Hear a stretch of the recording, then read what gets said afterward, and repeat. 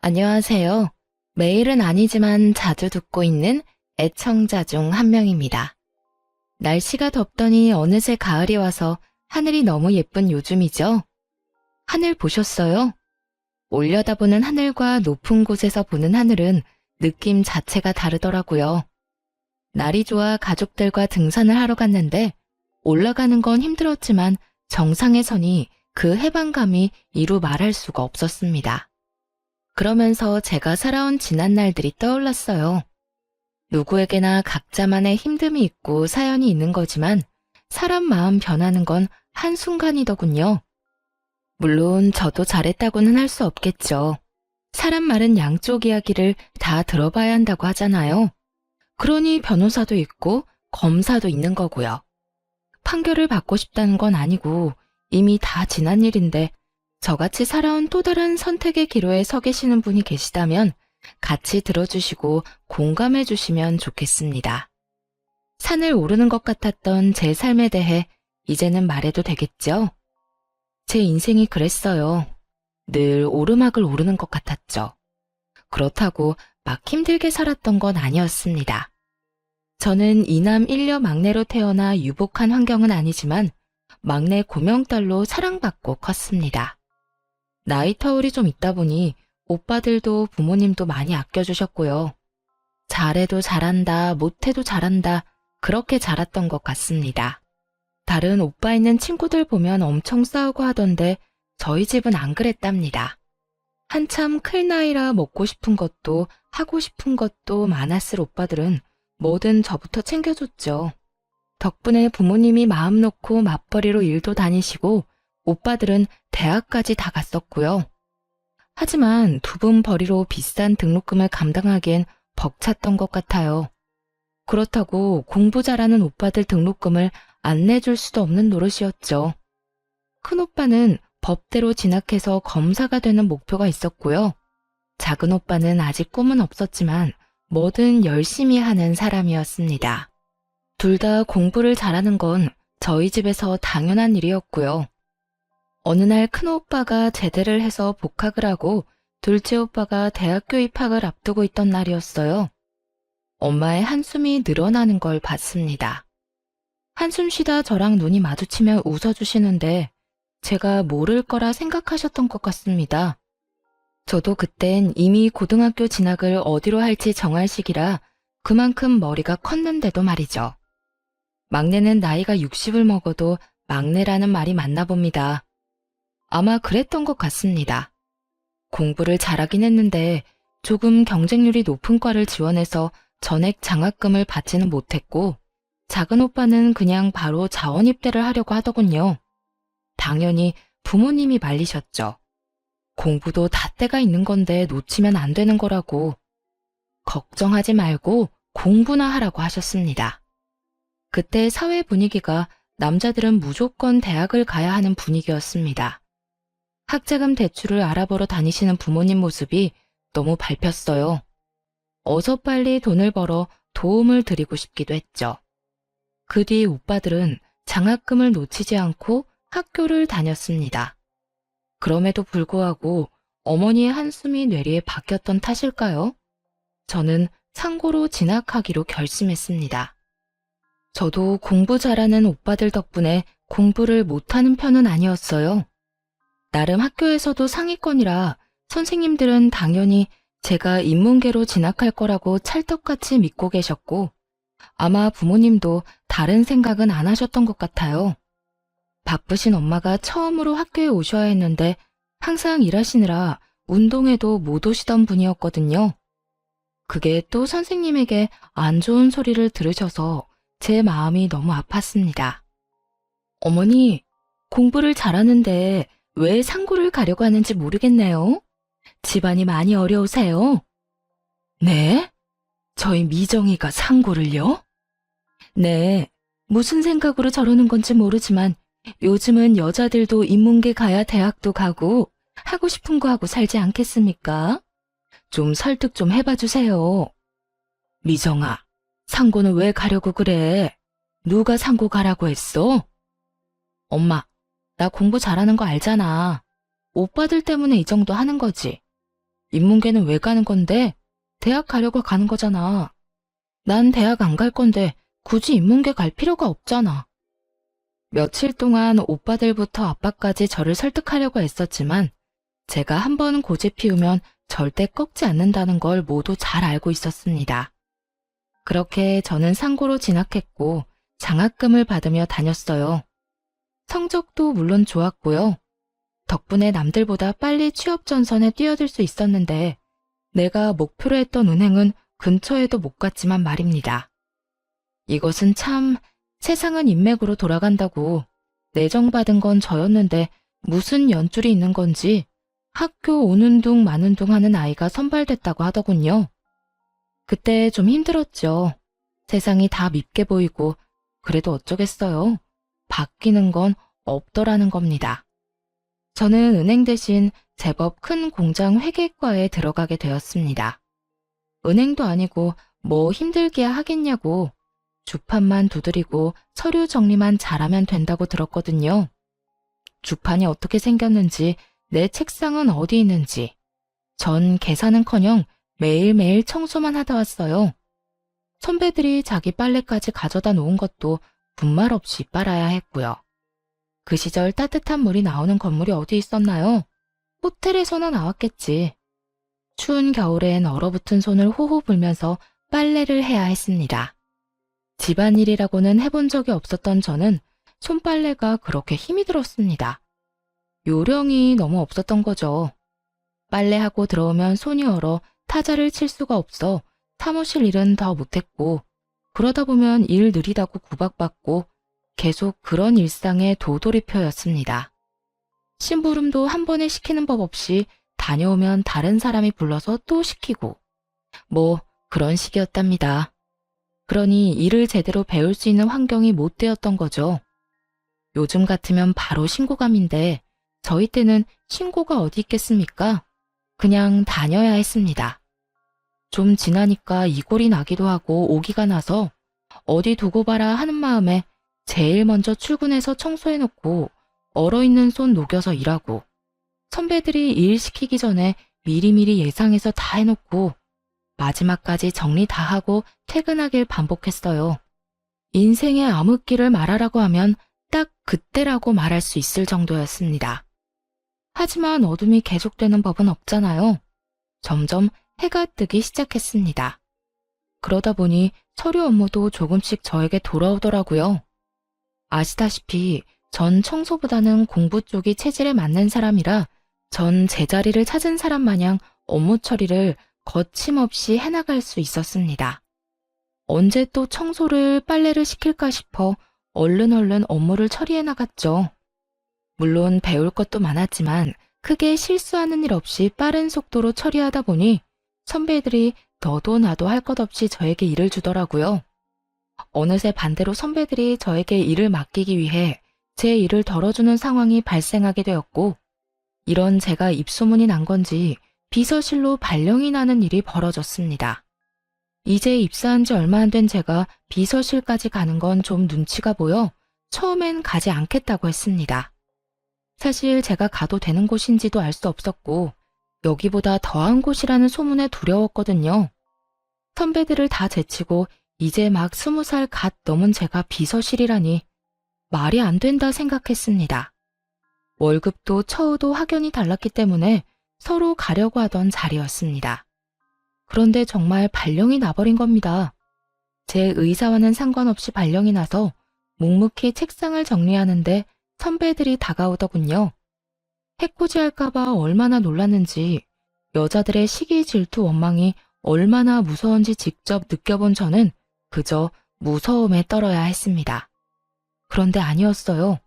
선배들은 진심으로 절 축하해 주셨어요. 미정아, 여기보다 더 힘들 거야. 열심히 해야 해. 우리 얼굴에 먹칠하지 말고. 알았지? 그래. 그래도 너라면 잘할 거야. 힘들 땐 놀러와. 우리가 비서실 애들 욕 다 들어줄게. 밉상 같던 선배들이 격려해주고 축하해주니 눈물이 다 나더군요. 남자들만 우정이 있는 게 아니죠. 여자들 우정도 만만찮아요. 고생 끝에 낙이 온다는 옛말이 틀린 게 하나 없어요. 그동안의 고생은 싹 잊어버리게 되더니 통장에 착착 돈 쌓이는 소리가 들리는 것 같은 나날을 보냈습니다.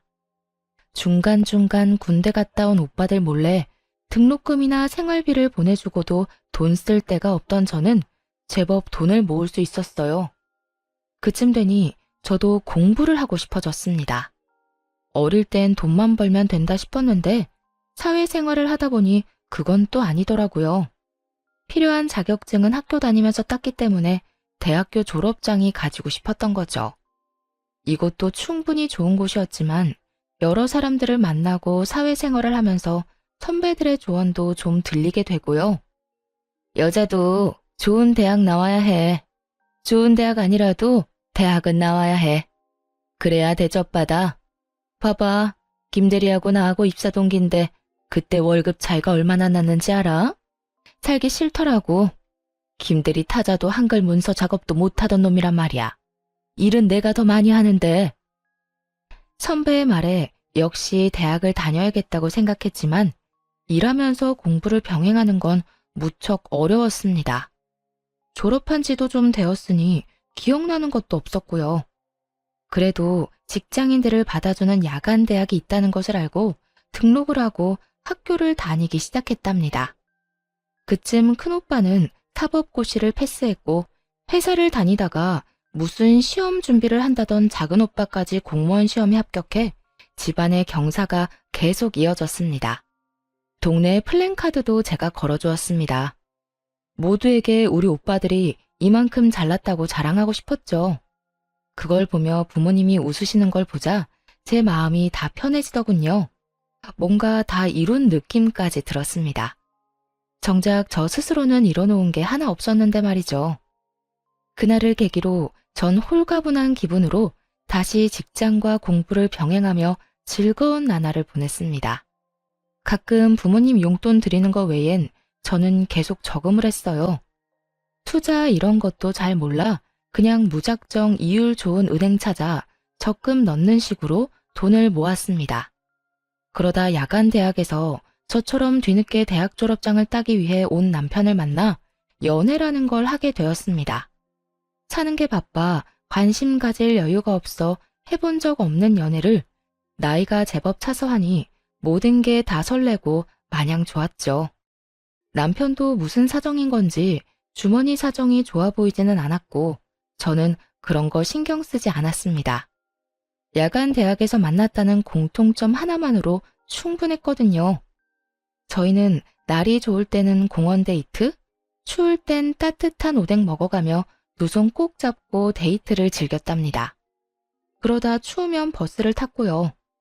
지금 생각해보면 무슨 궁상이냐 해도 그때만의 설렘이 있지 않겠어요? 이제는 하라고 해도 못하겠지만요.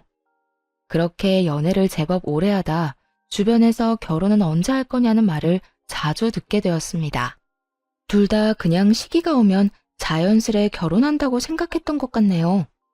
주변 지인들이 연애는 다른 사람이랑 더 하고 결혼은 나중에 해도 되지 않겠냐고 말리기도 했는데 제가 다른 생각은 잘 못하더라고요. 별 남자 있나 싶고 남편이 지금 저에겐 충분히 좋은 사람이었습니다. 가족들에게 소개를 했던 날 엄마가 조심스레 불러서 물으셨어요. 너무 급하게 정하는 건 아니고? 너 남자 처음 만나서 바로 결혼하는 거 엄마는 좀 별론데 너 손자리도 좀 들어오고 있어. 천천히 연애만 해보는 건 어떠니? 엄마, 내가 이 사람보다 더 좋은 사람을 어디서 만나겠어요? 아니, 네가 어디가 부족해서 그래. 저렇게 짱짱한 오빠가 둘이나 있는데 기죽을 일 없지. 너 회사에서도 능력 인정받고. 그때 엄마도 속물이구나. 약간 실망했어요. 또 오빠들이 잘 나가는 거지 내가 잘 나가는 게 아닌데 그걸 남편과 비교하니 화도 좀 났죠. 당장 제가 시집을 간다고 해도 저희 집 재정 상태가 좋은 건 아니라 해줄 수 있는 것도 없었고요. 저도 받을 생각도 없었지만 이제 막 사회생활하기 시작한 오빠들에게 무슨 돈이 있겠어요? 또 오빠 공부 뒷바라지에 부모님이 가진 것도 뻔히 제가 다 아는데 못된 말로 엄마 속을 좀 후벼 파고 남편과의 결혼을 추진했습니다. 엄마, 나 냉장고라도 하나 사줄 수 있어? 없잖아.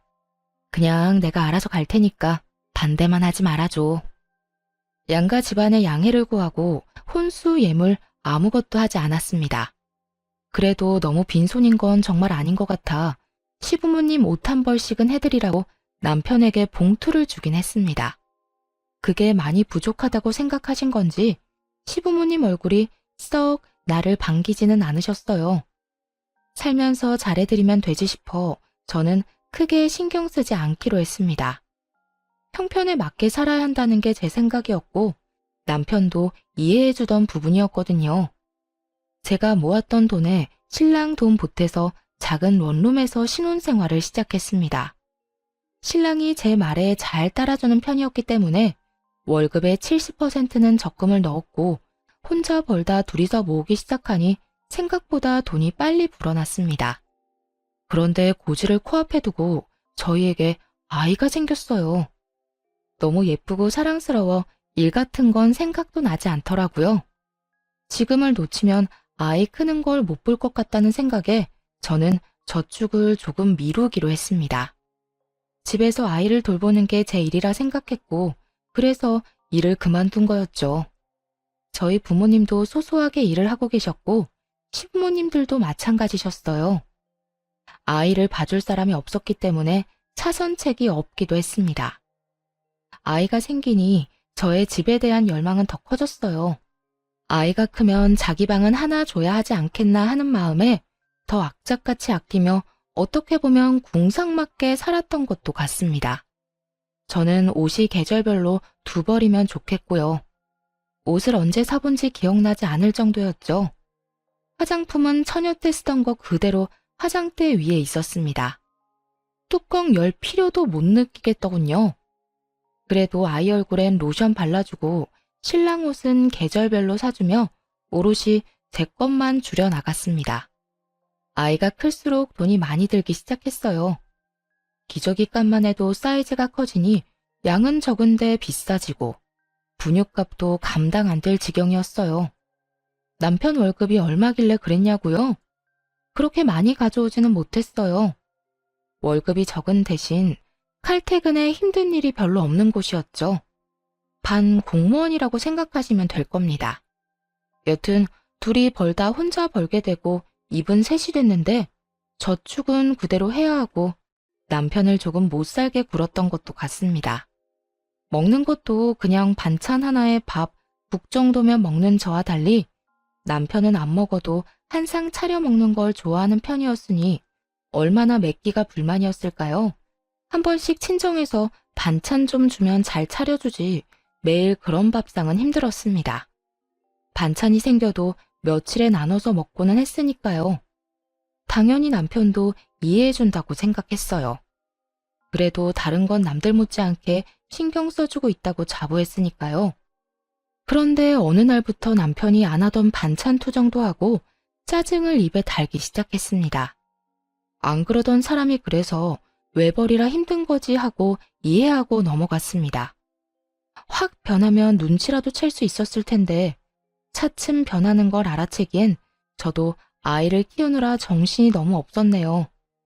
그냥 단순히 남편이 밖에서 힘든 만큼 더 아끼고 아이를 잘 키워야지 하는 생각밖에 하지 않았죠. 그러다 드디어 제일 큰 금액이 든 적금 만기일이 다가왔습니다. 저는 미리 집을 보러 다녔어요. 집이라는 게 발품도 팔아야 같은 값이라 해도 더 좋은 집을 구한다고 동네 부동산 사장님이 그러셨거든요.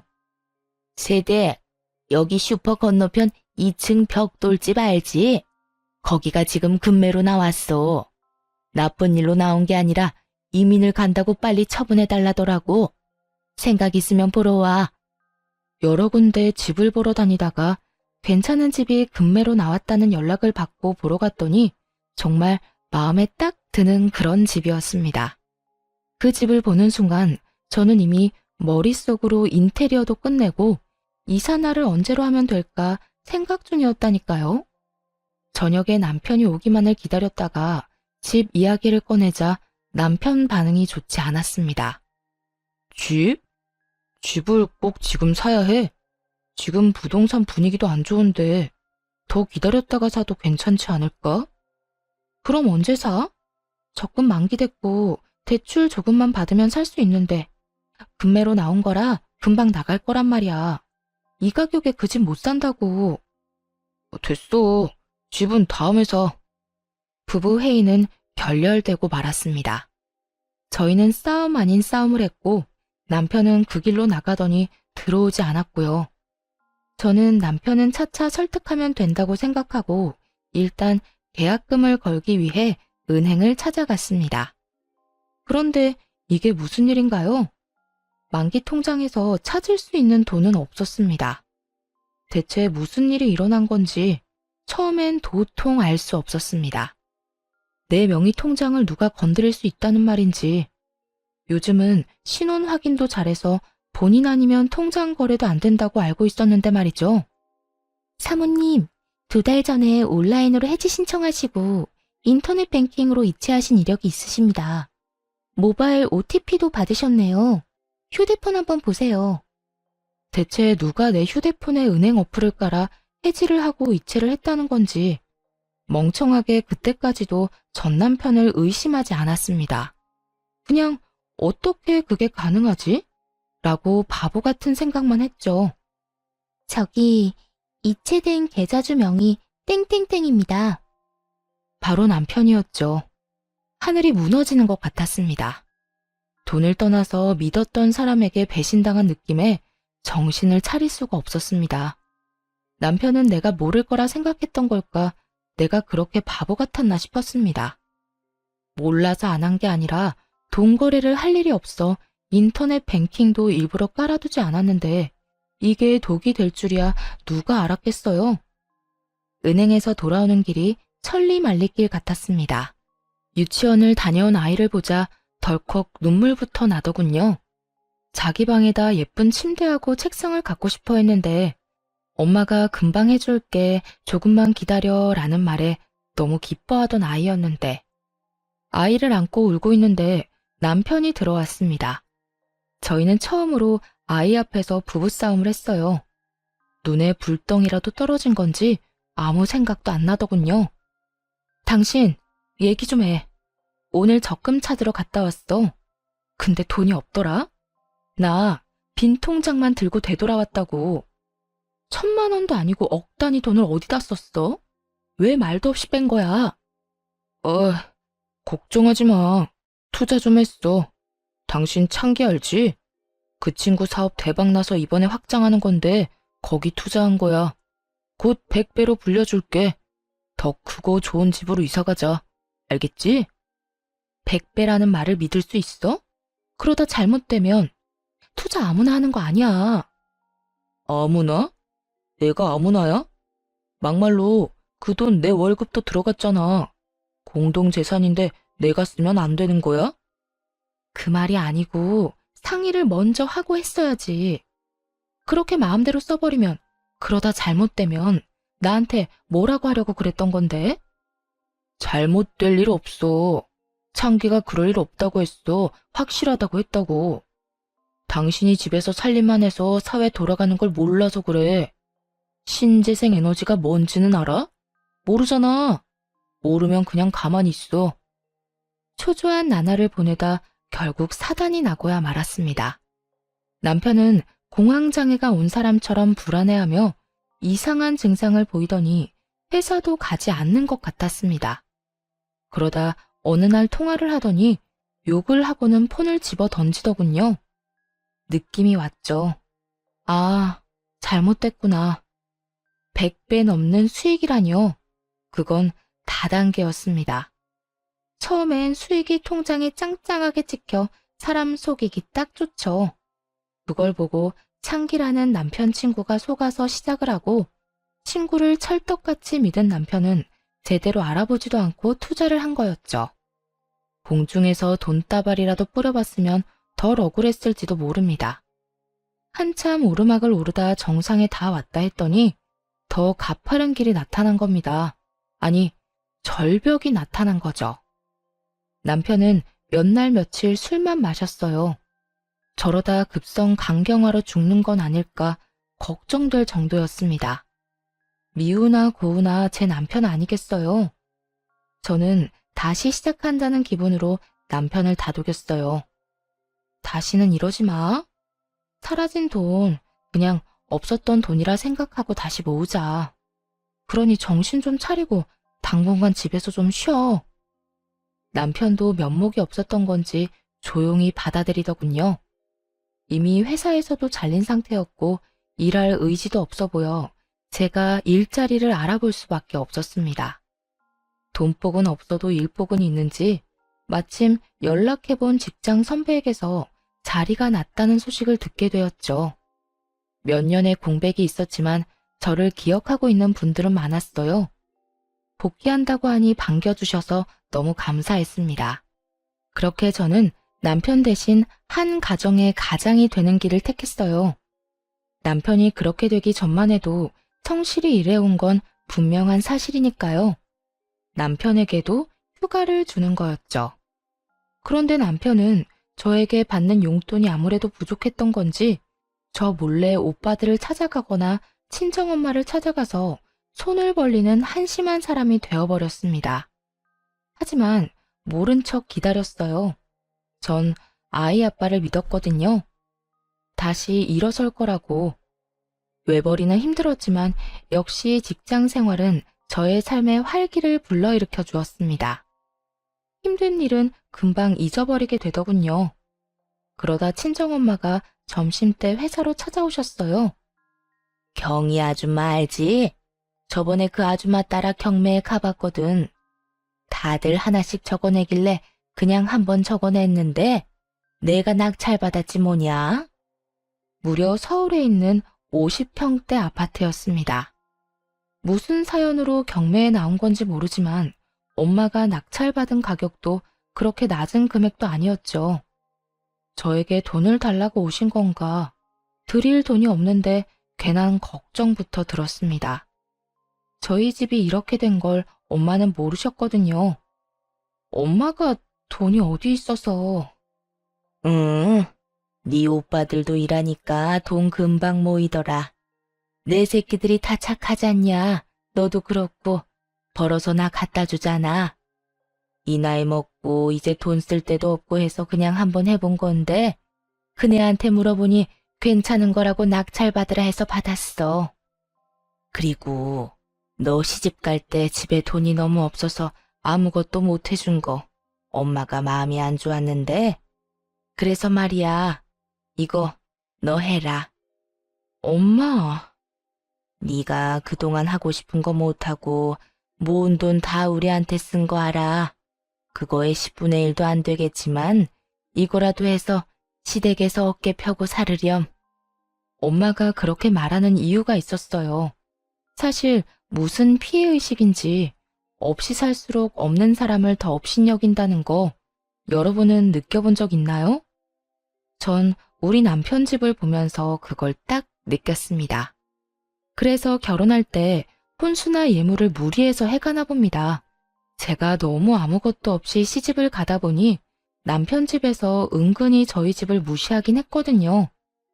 굳이 비교를 하자면 저희 친정이 훨씬 나은 집이었는데 많은 무시를 당한 게 사실이었습니다. 엄마는 다 알고 계셨나 봐요. 임신하며 공부도 중단해 결국 졸업장은 따지도 못했으니 난 고졸이고 남편은 졸업장을 따서 대졸이었죠. 그런 걸로도 사람을 무시하더라고요.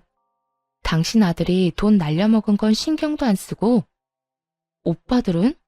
오빠들도 결혼할 때 필요하잖아. 오빠나 주지 왜 나를 줘? 그네가 돈 보탰어. 너 주라고 먼저 얘기하더라. 너한테 투자해야 내가 늙어서 편할 거래. 너무 감동해서 눈물이 앞을 가리더군요. 이사갈 준비에 마음이 들떠 있을 때였어요. 남편에게 서프라이즈로 놀래켜줄 마음으로 아무 말 안 했고요. 30평도 크다 했는데 50평이라니. 생각지도 못한 평수에 아이방 하나, 부부방 하나, 손님방 하나 해도 방이 남아돌고 시부모님을 모실까 생각 중이었는데 남편이 갑자기 이혼을 하자며 이혼 서류를 내밀더군요. 당신 같은 짠순이랑 사는 거 이제 더는 못 해먹겠어. 여자가 어디 꾸미는 구석이라도 있어야 예쁘게 봐주기라도 하지.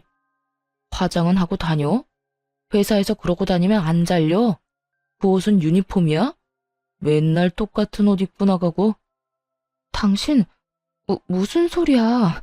갑자기 왜 그래? 말 나온 김에 그냥 정리하자. 나 만나는 사람 있어. 애는 네가 데려가. 내가 혼자 벌어서 그동안 고생한 거 알지? 나도 더 늦기 전에 남들처럼 살아보고 싶다. 그러니까 그냥 이혼하자. 갑자기 왜 이러는지 모르겠어. 무슨 일 있어? 막말로 네가 우리 집에 잘하기를 했냐? 나한테 해준 게 뭐 있어? 맨날 돈돈거리며 통장이나 끼고 살았지. 나한테 관심이나 있었어? 여보, 그거야. 우리 잘 살아보려고 집 한 채 가지고 있으면 당신도 부담 줄고 집 담보 잡아서 사업이라도 할 수 있는 건데 그러려고 아둥바둥한 걸 그렇게 말하면 난 어떡하라고. 그러니까 난 이제 그런 거 신물이 나니까 너 혼자 하라고. 아니면 마음 맞는 사람 찾아서 둘이 해보던지. 같이 고생해서 왜 그래. 며칠 전에 엄마가 서울에 50평대 아파트 경매로 낙찰받아서 나 주셨어. 계약서 받으면 당신한테 말해주려고 한 건데 거기 위치도 너무 좋고 학군도 좋아서 다른 데 이사 갈 필요도 없어. 평생 쭉 살면 되고 방도 많아서 당신 부모님 같이 모시고 살자. 그래? 그럼 그거 그냥 다시 팔아서 재산 분할하고 너는 너, 나는 나. 이렇게 따로 새삼 살자. 여보, 내가 더 잘할게. 이제 고생 끝났는데 그렇게 말하지 말고 어머님 아버님에게도 더 잘할게. 그동안 섭섭한 게 있으면 다 말해. 다 고쳐볼게. 하지만 남편은 막무가내였어요. 어떤 말을 해도 들어주지 않았고 저는 시부모님을 찾아갔죠. 좀 말려달라고 말이죠. 하지만 오히려 시부모님이 빨리 도장 안 찍어주냐며 저를 나무라셨어요. 어여 도장이나 찍어줘라. 각자 갈 길이 다르면 놔주는 것도 서로를 위해 좋은 거야. 너도 너랑 끝맞는 사람 만나서 새 살림 차리면 되지 않겠니? 네? 어머니, 그게 무슨 말씀이세요? 네가 뭘 우리 집에 시집와서 기여한 게 있니? 그냥 혼인신고만 하고 산 거 나 좀 부끄러웠다. 내가 축의금 낸 것만 얼만데 그런 거 하나도 못 받고 예물도 없이. 어쨌든 빨리 해주려무나. 어머니, 그 이 진짜 여자 생겨서 그러는 거예요? 믿을 수가 없어요. 바람핀 건 아니고 그냥 우리 애를 좋다고 쫓아다니는 여자가 하나 있어. 그 여자 집안이 좀 괜찮아 보이긴 하는구나.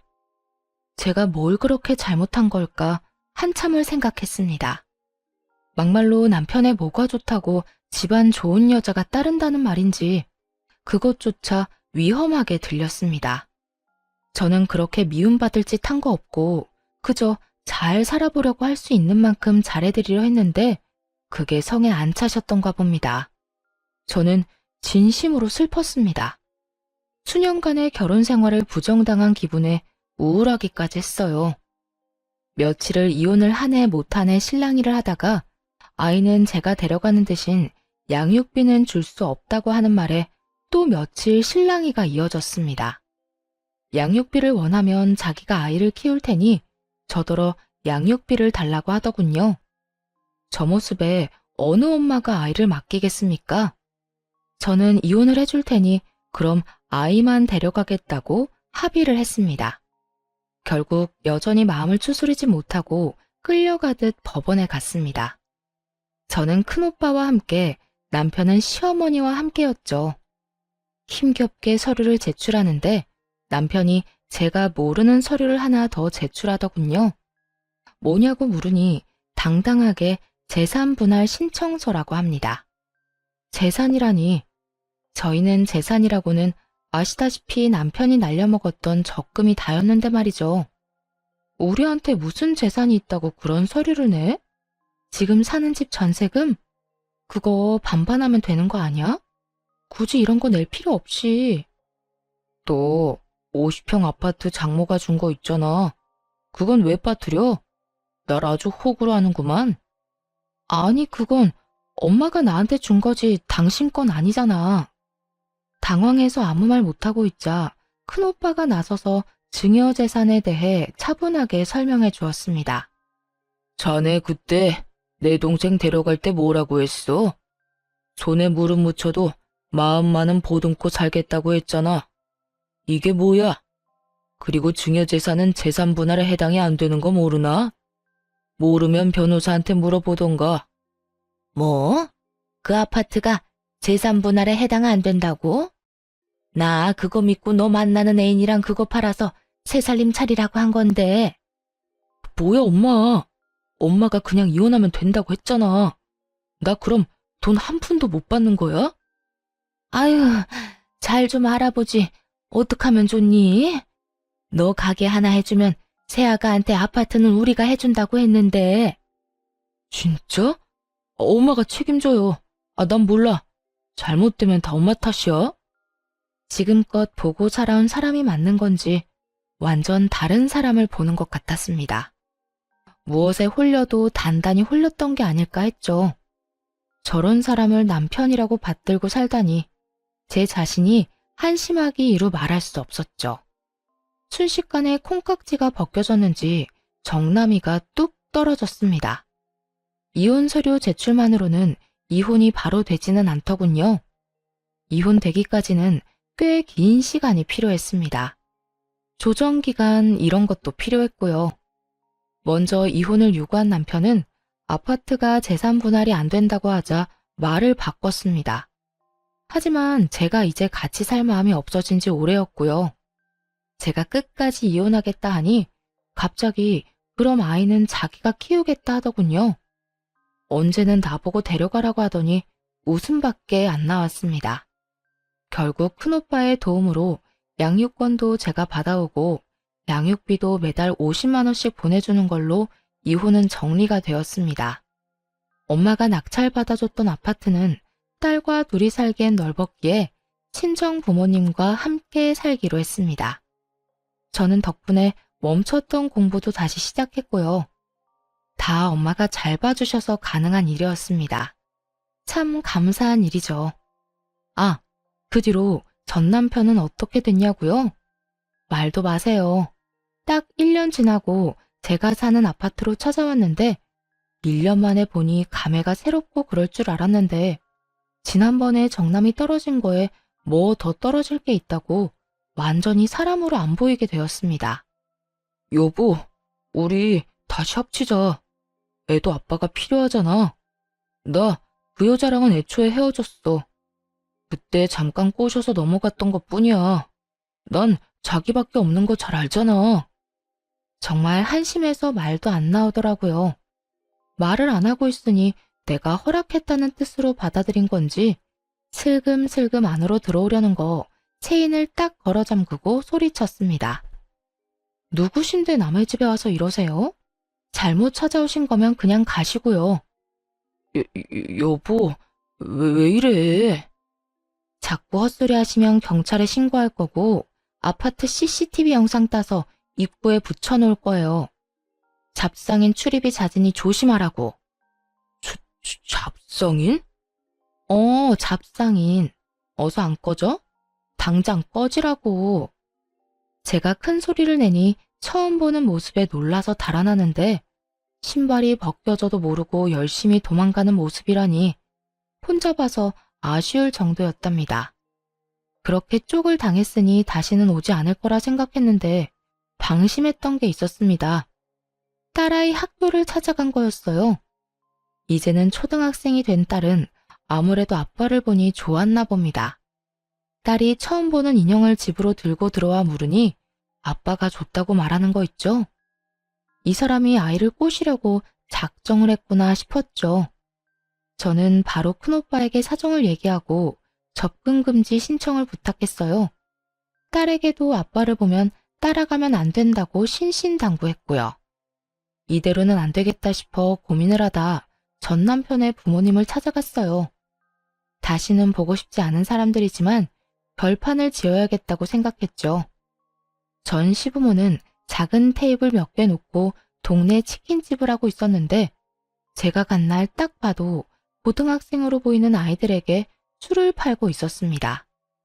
핸드폰 동영상 줌 기능을 활용해 증거 영상을 깔끔하게 찍어 전 시모에게 내밀었죠. 이 친구들 학생인 거 알고 술 파시는 거죠? 이거 제가 시청에 넣으면 영업정지 당하는 건 아실 테니까 긴 말 안 할게요. 딸아이 근처에 얼씬도 하지 말라고 해주세요. 아니면 사람 심어서 계속 사진 찍어서 신고할 테니까. 아니야. 저 청년들 학교 안 다녀. 학교 안 다니면 미성년자 아닌 줄 아세요? 좀 알고 장사하세요. 저처럼 몰라서 뒤통수 맞지 마시고요. 설마 그럴 리가. 아니야. 민증 검사는 하셨나요? 안 하셨죠? 정상 참작도 안 되겠네요. 아이고, 이 나쁜 년. 무슨 심보로 그러는 거야? 무슨 심보요? 아줌마가 나한테 그런 말할 자격이 있으신가 모르겠네요. 해봐라, 해봐. 해볼 테면 해봐. 내가 가만히 있나 보자. 이게 끝인 걸로 아시면 안 되죠. 유통기한 지난 식품 나와도 끝인 거 아시죠? 점검기간 아니라도 신고하면 출동해요. 못된 년. 너 인생 그렇게 살지 마라. 그럼 잘 알아들으신 걸로 알고 가볼게요. 천하의 못된 여자 연기해보니 너무 시원했습니다. 허탈하기도 했고요. 이제 다시 찾아오는 일은 없을 거라 생각하고 싶어요. 다음날 모르는 번호로 연락이 왔습니다.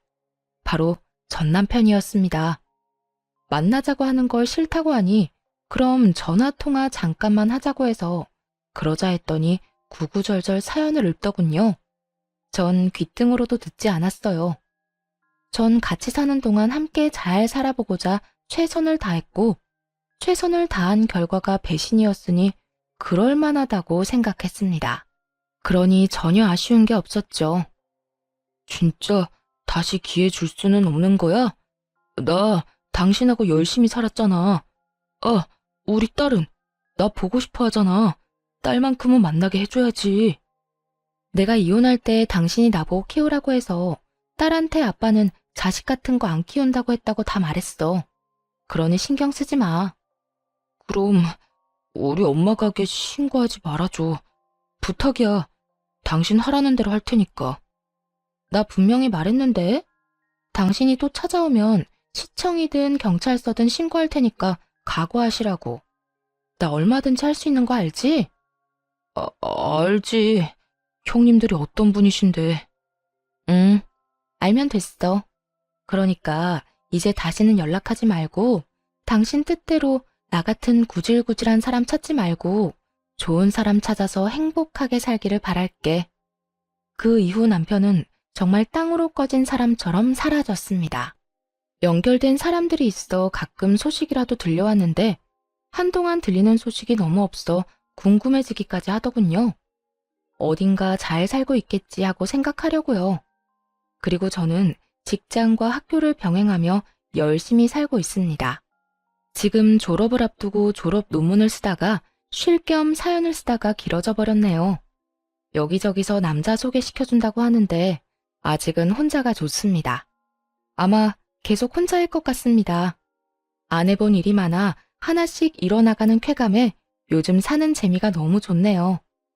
집에 대한 갈망 때문인지 부동산 공인중개 자격증도 도전해 보려고 합니다. 제 인생은 지금 산 어디쯤인 걸까요? 다시 정상을 올라가고 있는 중일까요? 여러 봉우리 중 이제 막 하나를 넘은 건 아닐까 합니다. 산에 오르려면 오르막을 올라야 하고 결국 내리막을 내려와야 집으로 갈 수 있듯이 욕심 안 부리면 힘든 일도 금방 지나가는 것 같습니다. 이거 들으시는 여러분도 힘든 일만 생각하지 마시고 뒤도 돌아보고 옆 사람도 가끔 의심하면서 인생 즐기면서 사시면 좋겠습니다. 그러다 가끔 산에 가셔서 깨끗한 공기 마시면서 기분 전환해 보시는 것도 추천드리고요. 긴 이야기 들어주셔서 감사드립니다. 일교차 심한데 감기